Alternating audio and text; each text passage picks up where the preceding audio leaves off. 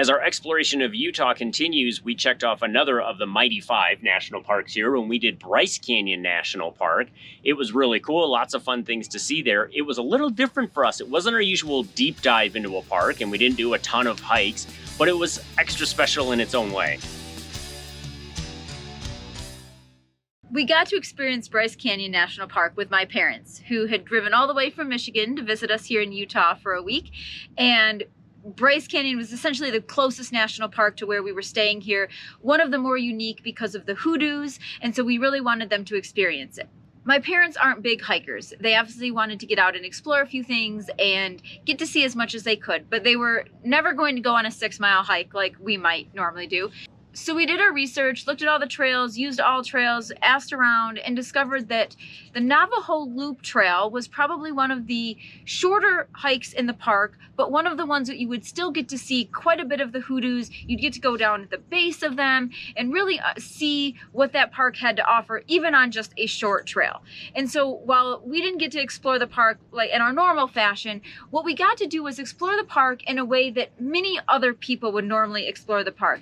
That's a really good point, in that not everybody's going to explore a national park in the same way. And I think that people, you kind of get caught up in the whole Instagram world of everything. All these amazing hikes and the views and that kind of stuff. But there's different ways to see different parks. There's different ways because people are different. And you did a good job with research and saying, what could your parents do to get a little bit of an experience, but not overdo it? And they know how we hike, so I think they were a little scared about that, right? Yeah, I think I'd been told multiple times, we are not hiking. And I was like, well, you are, but I promise you it won't be 6 miles. Or it won't be, we'll tell you it's 2 and it ends up being 4. Yeah, it actually worked out pretty well. I think they were happy at the end here. But so that's a really good point. So let's talk about, we started with Navajo Loop. One of the key things was we got going early.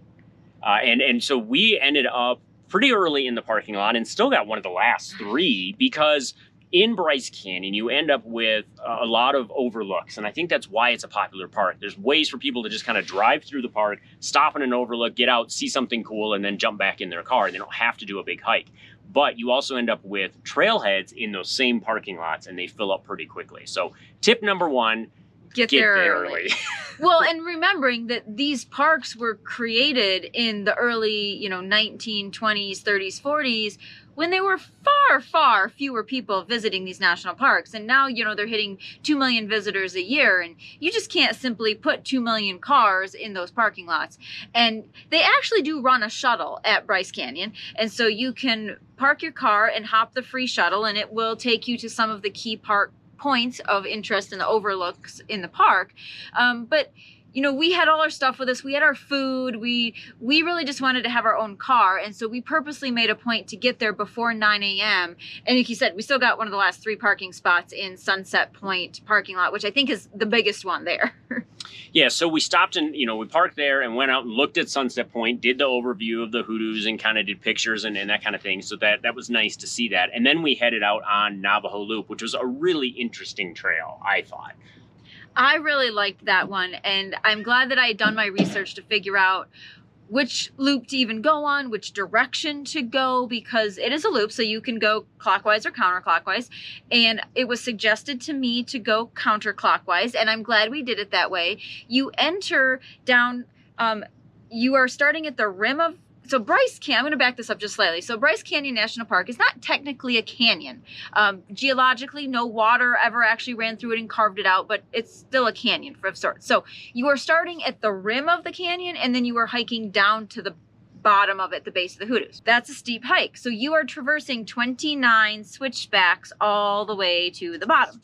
And you're essentially entering something called Wall Street, which is where the canyon narrows and narrows and narrows, and then you're walking down in between it. So that vantage point of walking from the top down into Wall Street is just really cool. I really enjoyed that because it was a really cool vantage point as the canyon is narrowing in on you in the walls, as you're going down in. And I just thought that part was really cool. So I'm glad we started with the counterclockwise direction, because no matter what, you're still hiking down and you're still hiking up. So it doesn't matter which way you go. You have to hike down or you have to hike up either way. Oh, I was going to say, though, is when we hiked down, was that steeper going in that direction Then the other one than coming back the other way? I didn't know by that point. 2 hours later, I didn't notice much difference.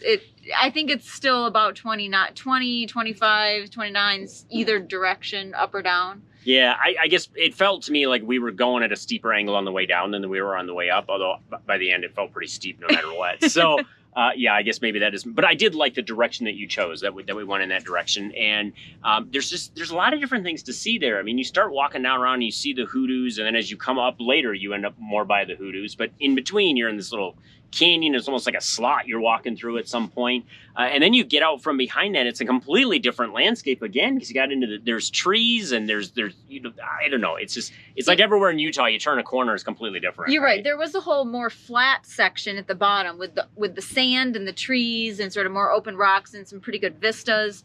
So that was pretty interesting. And we were joking about some of the trees looking like the Dr. Seuss truffula trees, and just some other really cool, like the pinyon pines and the juniper and the twisted bark and everything. I mean, it was very cool, very different than the hoodoos, because I honestly was not expecting the trees and the sand at the base. I just assumed it was all going to be rock. It was a nice surprise to see that, just because it changed the geology of everything to see what we're looking at. It was also a nice break because it was a pretty flat section.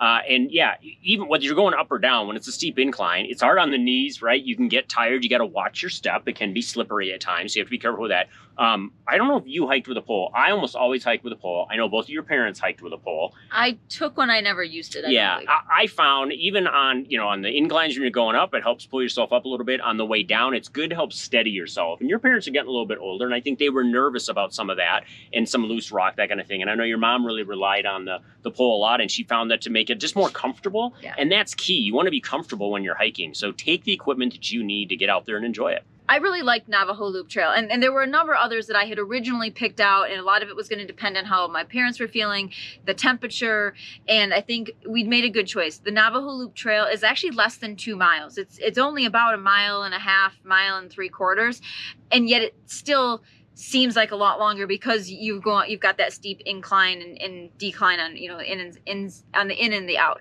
But that trail does connect to a number of other trails in the park, so you can make that loop much longer. You can do that loop, plus you could do the Garden Trail, you could do the Peekaboo Loop Trail. Just look at the map, but it does connect to a number of others in the park if you do want to make it a longer hike. And I was going to say, we talked about getting there early for the parking. The other advantage I found is when we were hiking out, and we hiked a little slower because we were with your parents than we normally would. So it took us a little longer probably. But by the time we were hiking out, it was hot. The sun was out, so always sun protection, hat, plenty of water, that kind of thing. But if you start early, you can get up and out of there before you get into the real heat of the day. And I think that's key, especially depending on when you go there. And we also noticed how many more people were on the trail by the time we were climbing out. I mean, it's not that we were ever alone on the trail, but we had some good portions where we were mostly by ourselves with maybe only a couple other families. By the time we were hiking back up the 29 switchbacks, the switchbacks coming down were packed. I mean, so many more people had shown up, and I'm guessing they all had ridden the shuttle in by that point because there was no parking spaces left. So earlier in the day, cooler, fewer people. After we got done with Navajo Loop, it was nice being in that trailhead. That Sunset Loop is the one Sunset Point is where we were at, because they do have bathrooms there. They have picnic tables in the shade, so that was nice. So we ended up having a little picnic before we took off, and then we ended up driving through the park and spent the rest of our time in Bryce Canyon, actually just driving from overlook to overlook and checking out different areas, and lots of nice views from some of those. Some of those are really impressive when you get up high. Well, the scenic byway through the park is about 20 miles, and it is an out and back, so it doesn't connect to anything. But yeah, you get to the very end, there's some gorgeous overlooks, and all the way there's some gorgeous overlooks. There's even an arch at one point at an overlook that you can stop and look at. And so I really liked the drive, which actually was kind of funny to me because on one side of the road, it's all forest. And you're like, wait, are we still in Bryce Canyon? And then you realize the canyon and the vistas are on your other side. So actually it is really recommended to, if you want to do the overlooks, drive all the way to the very end. Do the one at the very end that I'm drawing, Rainbow Point? Rainbow Point. I'm drawing the blank. Thank you. And then stop at the overlooks on your way back up, because all of the overlook, or all the pullouts for the overlooks, will then be on your correct driving side of the road. You won't be crossing the road to pull into them. So that was recommended, and it made a lot of sense to do that. Now, if you don't want to go all the way to Rainbow Point, then just go so far and pick pick some of them. But you can't go wrong because the vistas are just really pretty everywhere. And then, when we got done, we actually ended up stopping into the visitor center, so you can get all your gear there. And it's the 100th centennial of Bryce Canyon. 100th centennial. Is that duplicate? Is that redundant? I think that is a little redundant. In 1923, Bryce Canyon National Park was established as a national monument. And then a few years later, it changed into a national park. So this year they're celebrating the centennial from 1923 as its official establishment. But a lot of the t-shirts and a lot of the magnets and all the stuff say, 1928 or 1929? 28. So we think in another couple of years they're probably going to do this all over again. I mean, why not? It's a good reason to celebrate. They're totally going to double dip and sell merchandise because right now they've got a lot of the centennial stuff that's 1923 to 2023. But they are also starting to produce and have available the 1928 to 2028 100th anniversary, and that's when it became a park. Yeah. So hey, just go and visit anytime, get your stuff, because it's cool to have. We did not stop at the visitor center first, like we always say you should, because we were desperately trying to get to that trailhead, before 9 a.m. to get on, get going. So we didn't go till later. But if you have the time, stop at the visitor center first, because it actually does a really good job of explaining how the park was formed, the geology behind it, animals you might see, trees you might encounter. And so I think that would be a good stop first. Plus, as well as just getting the information from the park rangers on what to see and do there. In fact, we had actually stopped at Bryce a few weeks prior to our visit on a separate trip that we were doing in the area, specifically to pick up the maps and get the information that we wanted. So we knew when we came back with my parents that we were like ready to go and we could just hit the ground running. Well, I was gonna say, as I was sitting here thinking about it, we did go to the visitor center first. We just did it like 3 weeks before we actually went into the park. So that was good to have all that information and grab that. And when we went to Bryce and we stopped at the visitor center a few weeks before we went with your parents, we actually then also ended up sort of stumbling across a little bit Mossy Cave Trail, which is in Bryce Canyon, but it's outside of the actual entrance to Bryce Canyon. Yeah, and it's a nice little trail. I didn't think it was all that difficult. And it's just sort of you kind of meander back in through towards Mossy Cave. Which I don't even know if I can explain the geology behind that, but it essentially, it's the way it drips through, right? That's why it's called that? Yeah, the water is dripping through and eroding like from underneath somehow, and then there's a pretty waterfall, but the only reason the waterfall exists is because the settlers diverted a stream, or they diverted a river through to their new town of Tropic, so that they could have water in the town and irrigate their fields. So they completely, honestly changed a little bit of the landscape and the natural flow of the water. I mean, humans, but, and now there's a really pretty waterfall. It was a nice little hike, and it's an easy one to do while you're in the Bryce Canyon area if that interests you. So as we said, we sort of did Bryce in an abbreviated fashion. We probably spent 3/4 of a day there, and then we moved on to other things. But you could easily spend all day, multiple days, a week. There are campgrounds in the park if you can get a reservation, or there's lodging outside in the Bryce City area. There's a number of hotels. There's BLM land. There's National Forest land.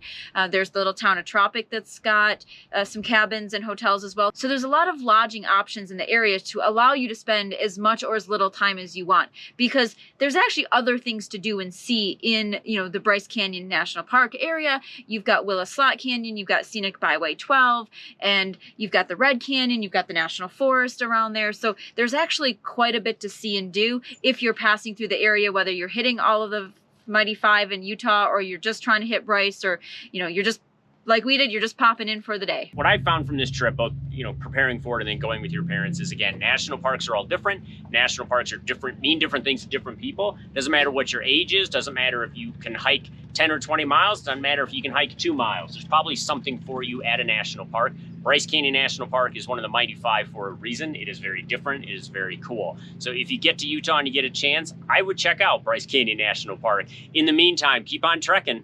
And we'll see you out there.